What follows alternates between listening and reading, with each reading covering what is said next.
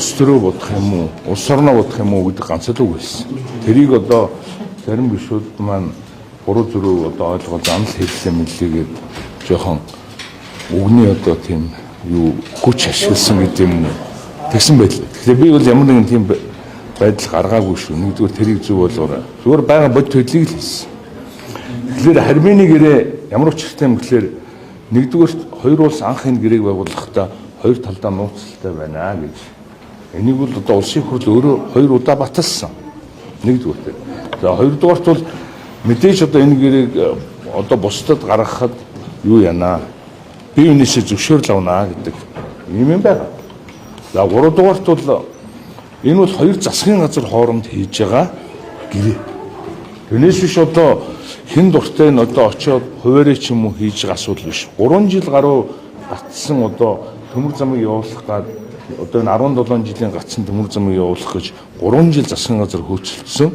Тэний үр дүндэл бид өөрсдөө гуйж одоо энэ 3 жил одоо ажлын хэсэг байгуулад тэр 3 жилийн хугацаанд ажлын хэсэг бол 56 удаа хуралдсан байдаг. За миний бие бол сүүлийн 2-3 хуралданд оролцсон. Тийм учраас бол тэн дээрээс бол юу яасан гэхэл ажиглагч ийсэн гэхэл зэрэг зүгээр та нар бол одоо ингээд бусад одоо энэ авж байгаа Чалко, Иком одоо Жаю гэдэг энэ 5-7-оос урд өмнө олон жил ингээд урьдчилгаа төлбөрчүүд юм хэлбэрээр аваад хөнгөлт хөдөлдөг тэр компаниудтай адилхан хөнгөлт өгөөч гэдэг л им л хүсэл тавьсан. Яг одоо хөнгөлтийг 50% болчихлоо. За би хүчгэрч идэх. Им л хүсэл тавьж ирсэн. Яг энэ дагуу гэрээ хийгдсэн.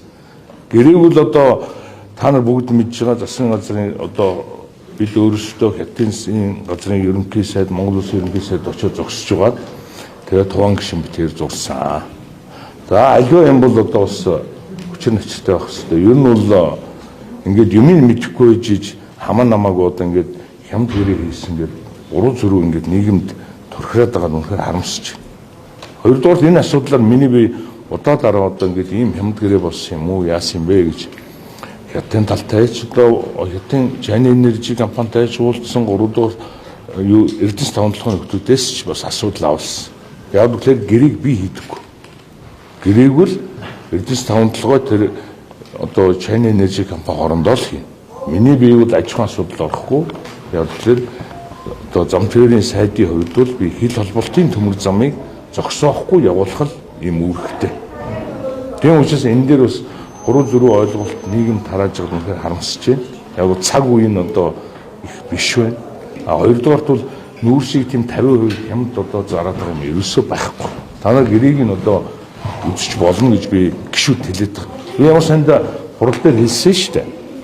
За ингээ буруу зүрүү ойлгоод байгаа Баярмаа гişүүн, Хамбат гişүү та хэд минь одоо ингээд энэ одоо шаардлагатай гэвэл энэ гэрээг үзээ. Одоо хамаагүй би ороо тайлбарлаж өгье. Танай бүлэг намайг дуудаад одоо асуух юм байвал бүх юм одоо юу нууж хаагаал одоо тэр 50% хямд зарж байгаа энэ гэдэг одоо ийм юм байхгүй. За манай урд төршийн эмчилж байгаа ганцхан юм байна. Танах өөрсдөө нэгдүгээр гуйж ирсэн. Бид одоо бидний төвтөлөг 17 жил одоо хохироцсон бид нар цаанаасаа төмөр зам бариад ороод ирсэн. Бид нар энэ тухайн үед одоо танайд итгээд төмөр зам хийсэн. Буруу тооцоо хийж дээд одоо төвшөндөө буруу ойлгуулсан ийм улсуудаа бол арга хэмжээ аваад цаазлах шоронд хийгээд өнөөдөр энэ ажил дууссан. Одоо тэгээд та нар яг яах гээд байгаа юм бэ? Гэдэг ийм мэлдэг. Тэгэхгүй одоо ингээд одоо тухайн үедээ бас үл ойлголцоод 14 оноос хойш болж байгаа хэрүүл штэ. Үл ойлголцсон байсан. Одоо энийг зүгээр одоо хэл амгүй цаашаа үргэлжлүүлээд яваа гэсэн. Та нар үнэхээр одоо тэгж байгаа бол одоо бид нэр ингээд дэмжиж явъя л гэсэн. Тэгэхээр өөрөөсөө одоо ингээд миний баян хэлээд байгаа юм тийш. Өөрөөсөө гүйж очиж хүнтэй гэрээ хийгээчгээд хийчихсэн нөө та нартай хийсэн гэрээ муухай байна, болохгүй байна, таалагдахгүй байна гэвэл урдаа л уучлаарай. Бид нар заавал танаас нүрс авах албагүй. Бид нар нэр хүндэд маш ихээр халдаж байна. Өөрөөр хэлбэл урд төрш маань юу нь бол танахаас нэг одоо нэг жоохон нүрс авахын төлөө та нар бол одоо ингээд сошиал янз бүрийн одоо юмар манай улсын нэр хүндэд одоо босромог одоо ингээд хандж инд надад нэлээ 2-3 удаа хатуу хэлсэн. Тэгээ би бол ганц нот хэлээгүй. Энийг бол одоо тухайн үед Арслан намын одоо гинсек хэн блэ галин дэвлээ. Ганнибал гэсэн. Ганнибалыг бас дуудаж хэлсэн эсвэл над хэлсэн. Тэгэхээр зэрэг бид хэлсэндээ байхгүй бол урд хөрш одоо бид бол нэг тэр нүүрсний үнэт сэнэндээ гол биш. Яг гэвэл хөрш сэргэлдээ одоо ингээд орноо одоо дарамталж ийм баг үнээр нүүрс авсан гэдгээр дэлхийн нийтэд манай нэр хүндийг гутааж яана гэдэг дээр л эмзэглээд байгаа юм билээ. Тэрнээс биш нэг манахаас нэг хямд нүүрс авчи тэр айл тэр мангас шиг айлд нийлүүлж байгаа манай нүүрс 2% шттэ. 2% шүү. Тэр айл бол одоо ингэж улс төрчид байвал энэ чинь бас ингээд бид нар улсаа нураах гэдэг байхгүй. Би тэрийг том зургаар нь одоо улс төрчгөө болцгоо чи. Ийм одоо шалгаж өрөх юм байвал хамаалал туван битэд хэрэг үүсгээ шалгаа. Хэрүүлээ дотроо хий. Одоо гарын үсэг зурсан үнэл юм чинь. Буруу зүрх юм дээр гарын үсэг зурсан бол тэгээ туван битэрийг энэ хууль хяналтын байгууллага шалгагалт. Тэгээ шалгаад ингээд дотроо ийм байна гэд гаргаад ирсний дараа эрх үхий хууль хяналтын байгууллага шалгаад ирвэл энэ чинь нэг ойлголт төрн үстэй. Тийм учраас би хэлээд байгаа. Над дээр хэрэг үүсгээ шалгаа. Надад тэрэнд нэг буруу хийцсэн одоо тэр мөнгө төгрөг автсан бусдад давуу боломж олгоцсон гэсэн юм ерөөсөө ч байхгүй. Би эндээ бардан баг. Би Монгол улсны төлөө л одоо энийг бүтээн байгуулалт явуулчихсан. Тэгэхэд одоо та нар хар. Бид нар дэд үтс байхгүй. 70 жилийн дараа 2 дахь төмөр зам арай гэж холбох гэсэн чинь бөөх хэрүүл хэний явуулгаар ингээд ийм ус төржөөд хэний явуулгаар ингээд шовдод байгаа. Хувь хүн улс төрөө хийж болноо. Би гишүүдийг хүндэтгэж байна. Гэхдээ улсаа эхэлж бодох хэрэгтэй биз дээ. Тэрнээс биш одоо би дараагийн сонгуул шудраг хүн байсан гэдэг ийм одоо өөрийн тийм одоо юу тогтоох гоо цензур тогтоох гоо улсаа охироож болохгүй. Энэ ажлыг одоо та бүгдээрээ мэдж байгаа. Анх эхлүүлсэн одоо засгийн газрын гишүүд дотроос ганцаараа л би байж. Хамгийн сайн мэддэг хүн гэвэл. Тийм ч учраас одоо ингээ гал над руу ирээд байгаа. Гэхдээ би энийг үнэн мөнөөр нь танарт бас хэлье гэж бодсон. Тэрнээс $5 зах зээлийн ханшаараа Зах зээлийн ханшаараа л гэрээ хийж байгаа. Дээр нь манай Монголын төмөр зам тээврийг хийж байгаа. Зөвхөн тээврийн зардал нь гэхэд $20 шүү. 1 тонн тутамдаа. Тэгэхээр ингээд бидний одоо учиргүй шулж мөлжөөд тэгээд одоо нүүрсийг өөр хэндээ зарах уу? Энэ айлыг хаал хоёр төрийн өмчийн компани хоорондоо хийсэн ийм гэрээн дээр одоо авилгын асуудал, мөнгө төгрөгийн асуудал байх ямар ч боломж байхгүй. Урд айл бол маш өндөр хэмжээнд одоо авилгатайгаа тэмцэж байгаа шүү дээ. Тийм улсууд бол одоо нэр үнэхээр дур мэдээ одоо гэрээ хийх үү? авилах хэл хол гэсэн илүүтэй үнийн тал дээр алдагдaltaа. 5% хэмжээнд бас 50 болгоцсон юм. Ээжлээд ягдах үү? Дээр 5% гэдгийг бол ер нь бол шүү дээ. Яг 5% ч биш. Одоо та нөө муу нухаар сайн хэлчихдэг. Ер нь 5-аас 12% л маржтайгаар л одоо өмнөх компаниудтай гэрээ хийжсэн бил. Та бүгд одоо нэг юмыг санаарай. 14 онд одоо Алтайгийн засгийн газар гарч ирээд Батулдын засгийн газрыг хийсэн Чалкото хийсэн $70 гэрээг баг үнэтэй гэрээ байна гэд хүчингү болгоод дараа нь урд айлыг гуугаад $30 хийсэн юм. Энэ түүхийг яагаад мартчихж байгаа? Одоо бид энэ гэрээг хүчингү болголоо. Уучлаарай.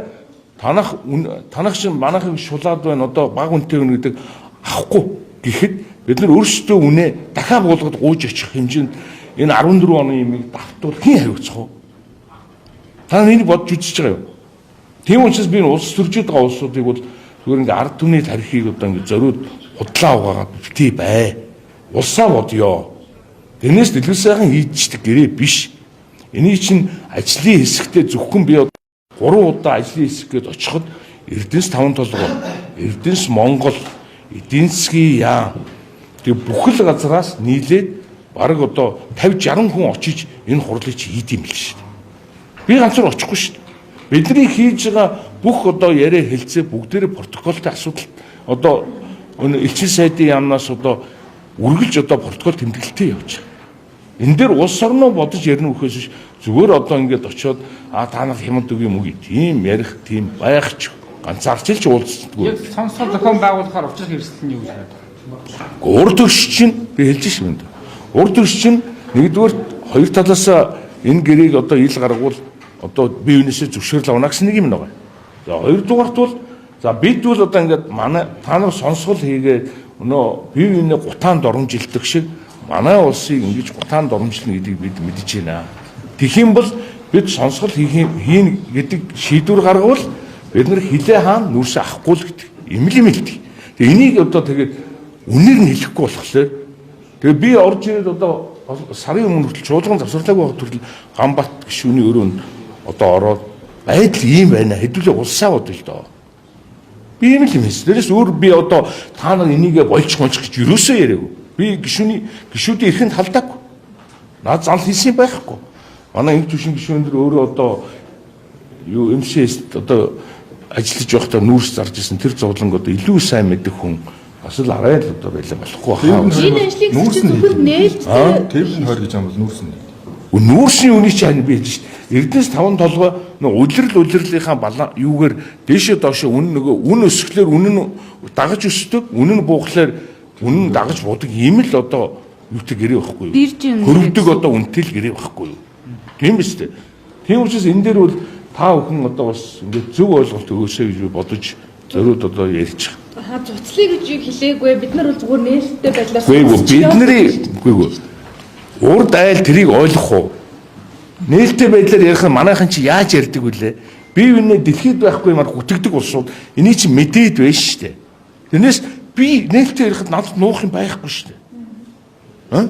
Би юуг нуух юм? Би зам холбож байгаагаа л ярина шүү дээ. Тэгээ энэ зам холбол чи одоо ингээд маш эрчимтэй энэ жил 70-80% нь хийх ёстой. Маш эрчимтэй явж байна. Өнгөрсөн жил бол бид нар бэлтгэл ажлыг заваасаар байгаад ингээд утцсан хоёр улсын хоорондох одоо зам холбоонд шин зүгээр одоо очиод зам барихтай адилгүй шин. Маш олон зөвшөөрөл авна. Тэр одоо дамжиж байгаа хил гайлаар одоо алийг яаж хянахын дэр гээд зөндөө олон асуудал байна.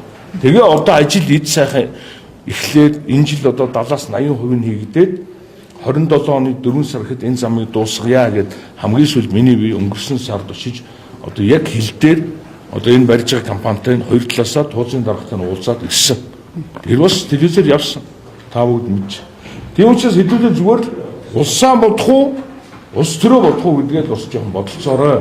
Улс төрөө одоо бодъё гэж байгаа бол хамаагүй ил гаргаад тавь. Одоо тэр ил гаргахын хоёр тал руугаа ноот бичиг гадаад ам явуулаад манай улс энэ гэрийг ил гаргахаар боллоо гэж бичигэл болоо шүү дээ. Тэр чинь хүн нууж аваад байх юм байхгүй шүү дээ. Нэг тон нүрс дундчилж авч үзвэл ямар үнэтэй би тэр үнийг мэддэг хүн биш ээ минь дөө.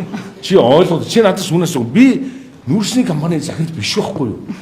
Би ч юм уу зам холбох одоо миний салбарын үүрэг бол би ч одоо замаа холбох ажилтал энэ зам холбол зогсчгүй дахиад манай энэ нүрсний экспорт байхгүй бол би төмөр зам ашиглалтанд орвол нүрсний экспорт нь нэмэгдэнэ. Ер нь бол нүрс цаашаа бол хэцүү шттэ. Харин биднэрт яг энэ дэлхийн геополитикийн энэ агшин зуурын одоо үнийн өсөлт нефтийн хомсдол биднэрт асар их нөлөө үзүүлж нүрс өсөж байгаад харин баярлах. Энэ үед бол нүрсээ айлуулах хурдан гарах. Тийм ээ. Би бол ийм л бодчих.